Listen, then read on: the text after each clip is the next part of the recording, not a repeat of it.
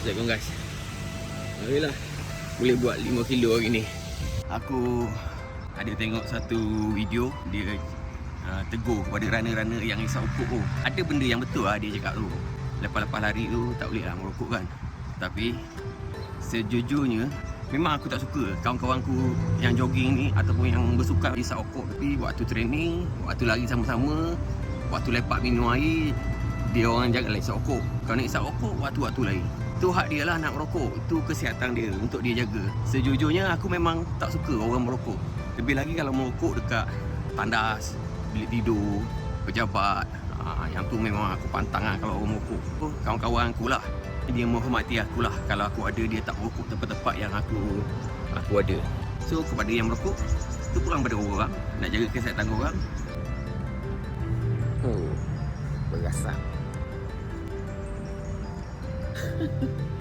Baru sembang pasal merokok. Dah merokok. Kau tengok?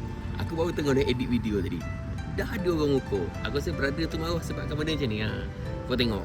Kau merokok kat mana? Kau merokok kat kamar ni, tempat orang bersukan. Kau dah bawa budaya hidup sihat dengan cara bersukan. Tapi sebelum kau bersukan, kau isap ukuk. Kat parking motor kau merokok. Mungkin brother tu marah sebab ni lah. Kita nak tunjuk kat orang yang kita ni bawa budaya yang sihat, bersukan, berjogging. Tapi selepas tu, sebelum tu kau merokok. Kau nak merokok boleh. Bukanlah tempat macam ni, tempat bersukan macam ni. Fikir-fikirkanlah. Aku bukan nak panaskan lagi keadaan, tapi fikir-fikirkanlah. Okay?